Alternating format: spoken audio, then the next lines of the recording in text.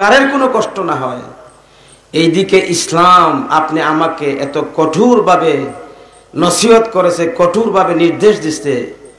ইসলামী শিক্ষার দ্বারা, ইসলামের সুশিক্ষা, ইসলামের উন্নত মানের শিক্ষা হলো যে পরিবারে, যে গ্রামে, যে এলাকাতে যত মুরব্বী আছেন, মুরব্বীদেরকে শ্রদ্ধা করতে হবে, সম্মান করতে হবে।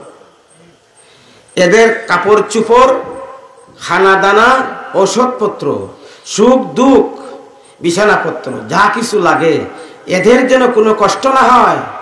সুবহানাল্লাহ, বিষয়টা বুঝতে পারছেন? খুবই জরুরি আলোচনা।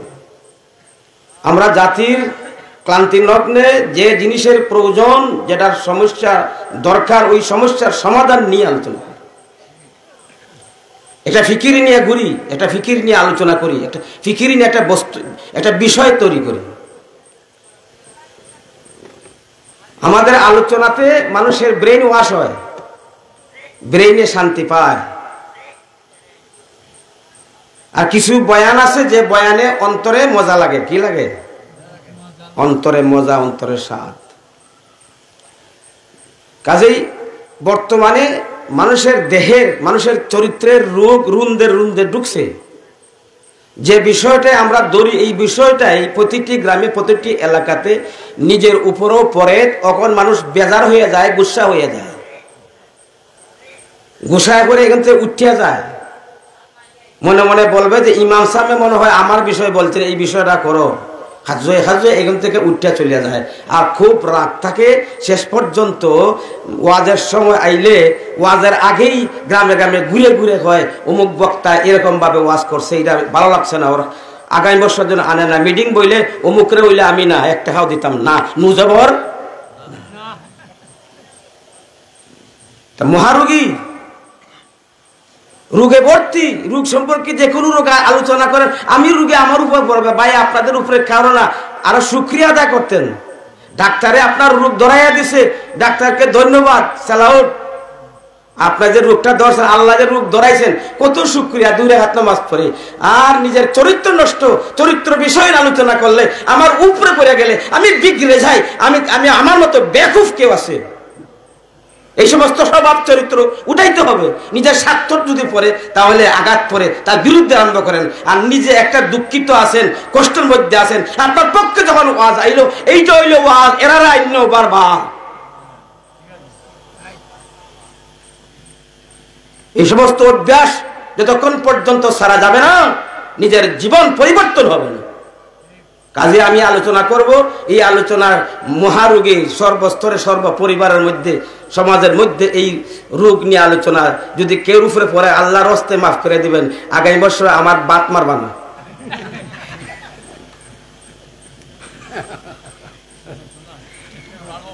জানি, আমরা জানি বলতেছি। অপারেশন যারা করে মানুষ বিগড়িবেই, কষ্ট পাইবেই, চিল্লা চিল্লি করবেই। আর যারা অপারেশন করে না, আস্তে আস্তে মাথা উঠা আতাইয়া ধীরে ধীরে ধীরে ধীরে ধীরে খুব বুঝাইয়া বুঝাইয়া সুন্দর করে দেয়, তাহলে তার উপরে বিগড়িব না। এটা দিলের মজা। এটা কিসের মজা? দিলের মজা। আমাদেরকে দায়িত্ব দেওয়া গেছে অপারেশনের জন্য। আমাদের ওয়াজ থাকবে অপারেশন। চিহ্নিত করে রাখবেন, চিহ্নিত করে রাখবেন। আউলিয়া কেরামের পক্ষ থেকে দায়িত্ব দেওয়া গেছে অপারেশন করার জন্য, নিজেকে উম্মতের অপারেশন করার জন্য দেওয়া গেছে। আলোচনা থাকবে সেইভাবেই। ব্রেনটাকে ওয়াশ করেন। কে কোন ধারা আলোচনা করবে এটা বুঝতে হবে। এটা বুঝি না বুঝি আজকে ক্ষতি হইতেছে। আমরা সারজান। এই বিষয়টা কি আজকে মুরব্বীদের সরল ভাষায়, মুরব্বীদের সম্মান, শ্রদ্ধা, মুরব্বীদের খেদমত, সেবা, যেন কোনো প্রকারের কোনো কষ্ট না হয়। পরিবারের প্রত্যেককে, বিশেষ করে ছেলে মেয়ে, স্ত্রী যদি যৌবন থাকে, শক্তি থাকে, ঔষধ বেমার থাকে না, এদেরকে অর্ডার দেওয়া গেছে শরীয়তের শিক্ষা, শরীয়তের দীক্ষা, ইসলামের সুশিক্ষা। বড়দেরকে শ্রদ্ধা করবা, বড়দের সম্মান করবা, বড়দের সম্মান হানি করবে না, যেন কোনো প্রকারের কষ্ট না হয়। বিশেষ করে ছেলেরা, মেয়েরা, তোমার বাবা, তোমার মুরব্বী যেন কোনো প্রকারে না খানিতে, না বসাতে, না ঔষধে, না বিছনায়, না মনে যা চায় ফল ফ্রুট খাইতো, কোনো প্রকারের কষ্ট দিবা না। এই জন্য ভাইয়ের আমার, বর্তমানে মুরব্বীদের যে অবস্থা, আল্লাহ, আগে তো আমরা যাইতাম সকালবেলা ঘুম থেকে মানুষের সাথে সাক্ষাৎ করার জন্য, এখন যাই না। আর গেলে দেখা যায় সব দরজা তালা মারা, আর বুড়া বুড়ি তারা আটতেছে গ্রিলের ভিতর দিয়ে আটে। চাষা কিতা করেন, বলে হইও না বাবা, আমরা আটতেছি, ভালো লাগে না, সব ঘুমাই রয়েছে। এরা উঠব 9টা বদে চাও দুধ খড়েতে খাইমু, এটা আগের যুগ রয়েছে না। আগে তো ফজরক তুই দিলাই তো বেড়ার চা, বুড়া মানুষ চা মনে চায়, গরম চা খাইতো। এখন আর ঘুম তো উঠে না, 8টা 9টা নুরুন নেহার উঠলে চা দিবে, এখন 8টা উঠে হয়। গেল কোথায়? মুরব্বীদের সম্মান শ্রদ্ধা আছে, বললে অসুবিধা আছে, খবর আছে বললে।